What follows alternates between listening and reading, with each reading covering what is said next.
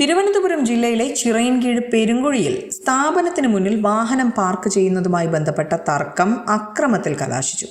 പെരുങ്കുഴിയിൽ പ്രവർത്തിക്കുന്ന power tools സ്ഥാപനത്തിന് മുന്നിലെ ഓട്ടോ സ്റ്റാൻഡിലെ തൊഴിലാളികളും സ്ഥാപന ഉടമയും തമ്മിലാണ് കഴിഞ്ഞ ദിവസം വീണ്ടും കയ്യാങ്കളിയുണ്ടായത്.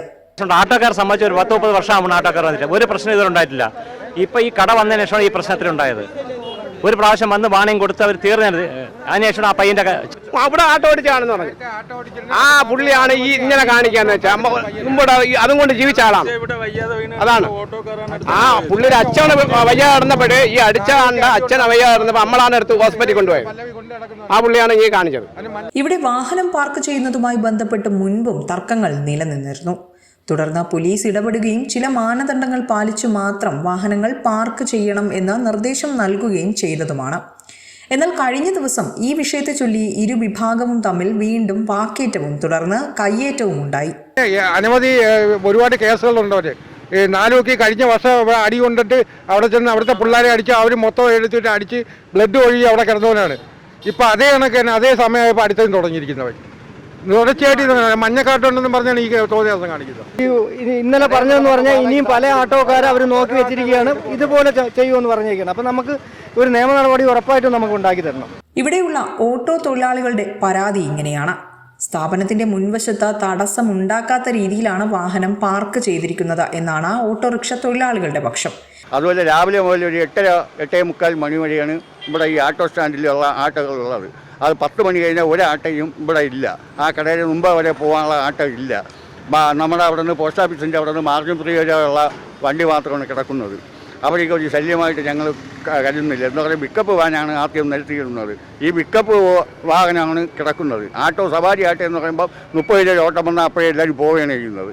എന്നിട്ട് ഇന്നലെ രാവിലെ ഒരാൾ ഇവിടെ കൊണ്ട് വണ്ടി ഇങ്ങനെ തിരിച്ചിട്ടതും അവനെ വണ്ടിയിലേക്ക് മാറ്റണമെന്നും പറഞ്ഞ് ഇങ്ങനെ അസഭ്യം പറയുകയും ഈ നിൽക്കുന്ന ആളിനെ അടിയിടാന്നും പറഞ്ഞ് അടിച്ചപ്പോൾ ഇങ്ങനെ ചൗക്കുറ്റി അടിച്ച് 2 ആട്ടയ്ക്ക് അപ്പുറം പോയി വീഴുകയും ഇവിടെ കൂടി നിന്ന് ആട്ടോ ഡ്രൈവറെ പോയി എടുത്ത് ചിറയൻകീഴ് ആശുപത്രിയിൽ കൊണ്ടുപോവുകയും സ്റ്റേഷനിൽ കേസ് കൊടുത്തിട്ട് അവിടെ നിന്ന് ചെവിക്ക് പൊട്ടൽ ഉണ്ടായിരുന്നു.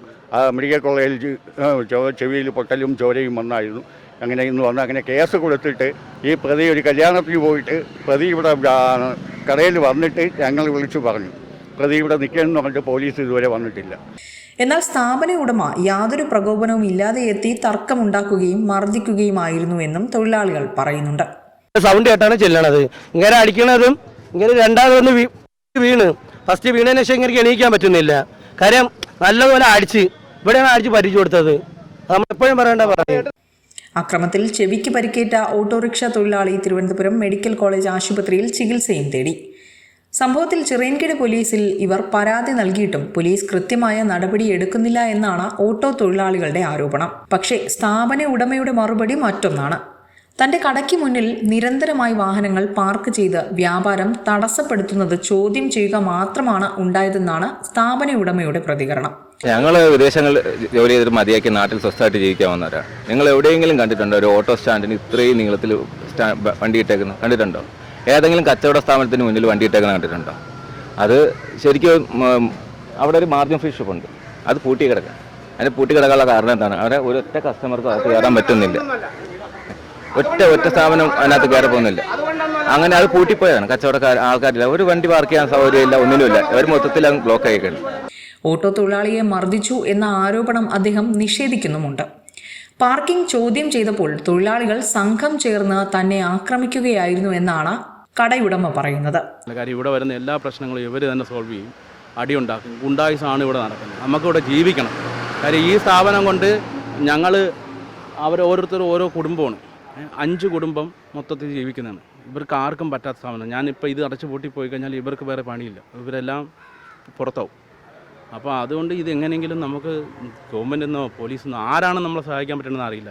കാര്യം ഈ സ്ഥാപനം ഇല്ലെങ്കിൽ ഈ 5 ജീവിതം ഇല്ല, ഞങ്ങൾ പുറത്താവും. ഞങ്ങൾ വേറെ ജോലി നോക്കേണ്ടി വരും. വേറെ ഇനിയിപ്പോൾ ഈ സമയത്ത് ഞങ്ങളെല്ലാവരും 40+ ആണ്.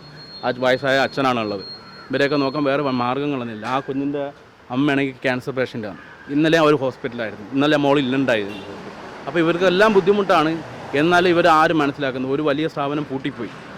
ഈ കടകളൊന്നും നമുക്ക് ഈ ഓട്ടോ സ്റ്റാൻഡ് കാരണം നടത്താൻ പറ്റില്ല. ആർക്കും അതിനകത്ത് കയറാൻ പറ്റില്ല.